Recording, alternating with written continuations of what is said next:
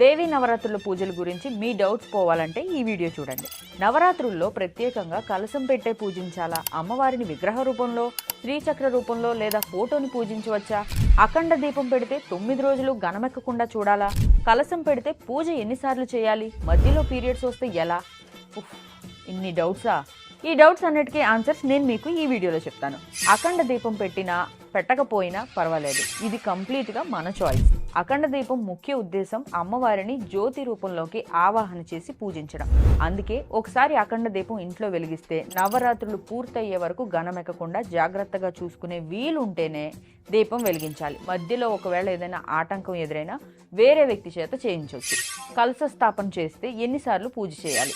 కలశ స్థాపన చేస్తే శాస్త్ర ప్రకారం అయితే 3 సార్లు పూజ చేయాల్సి ఉంటుంది.